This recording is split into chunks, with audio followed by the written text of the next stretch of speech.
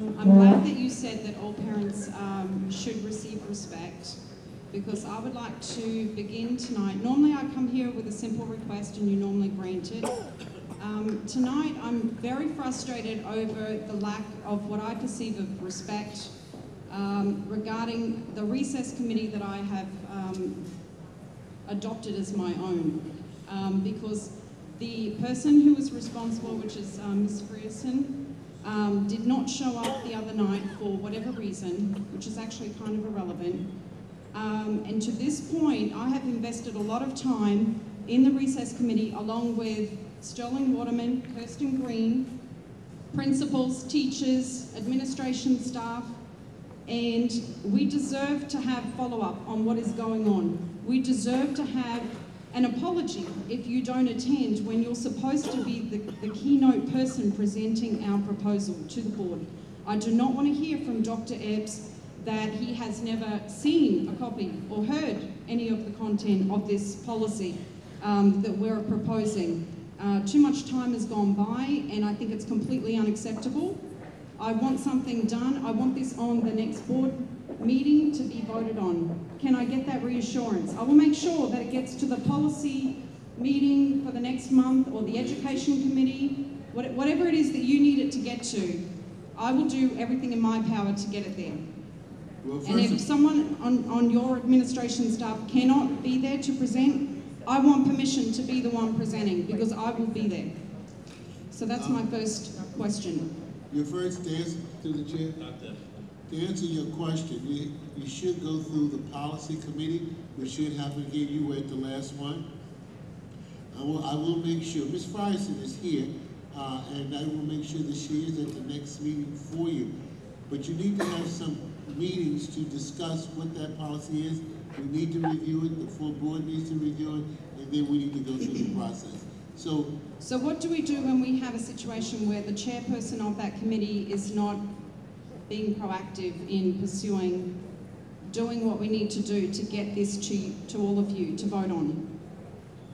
She's available to you at any point in time. Okay, can you stop my clock? Because I don't want this to go out of my time. I yes, have other we can things. Stop your clock. Don't worry about it. Thank you. May I address? Okay. Good evening.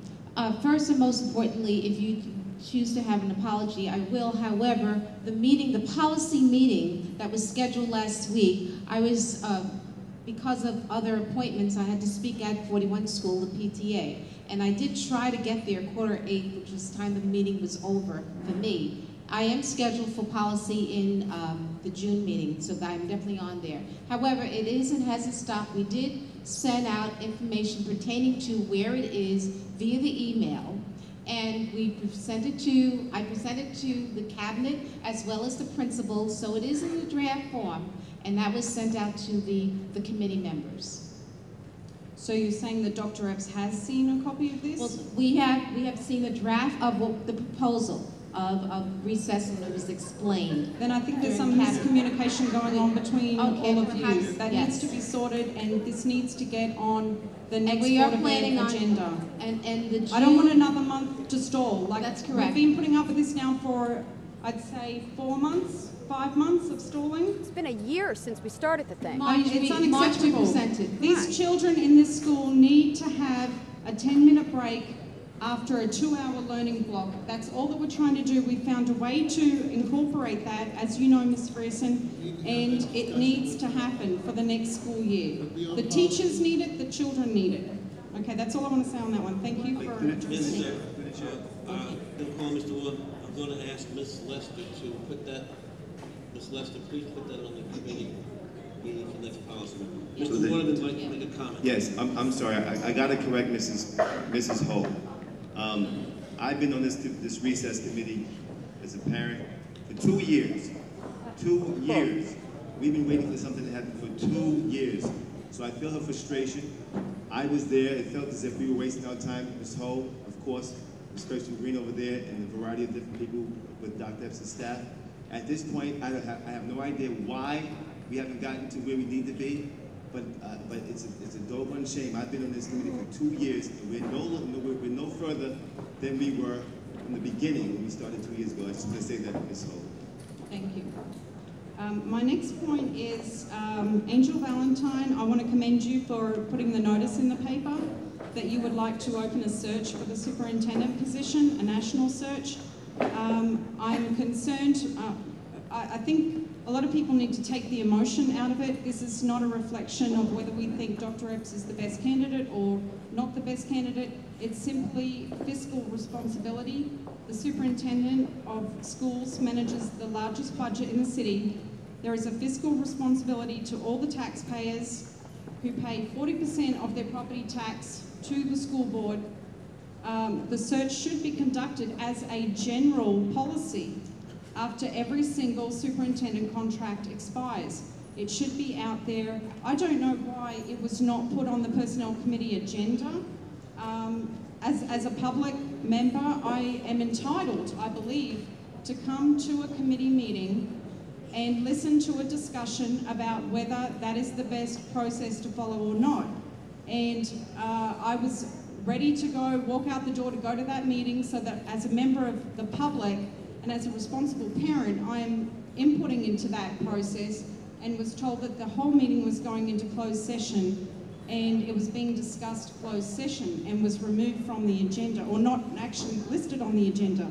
If you're going to put a public announcement in the newspaper, you need to follow through. You cannot waste members of the public's time. Thank you. It's disrespectful. We have many speakers. I have to move on. I'm sorry, but you took my time and it was continuing to tick over while two of your people were Do speaking. you have another I have to move. I have so many do. speakers who will be here. I understand. I'll give you another 30 seconds, please. My next question is, are you planning to open the search for superintendent? What policy meeting or what committee meeting does that need to get on? It's a personnel agenda item. We cannot be discussing in public. We're not going to discuss it in public today. Dr. Epps has rights, and we are not going to discuss a personal issue in public. We shouldn't be discussing his performance. Our next speaker, Mr. Avalon. Mr. Avalon, are you present? Huh? Dr. Before the next speaker, as a board member,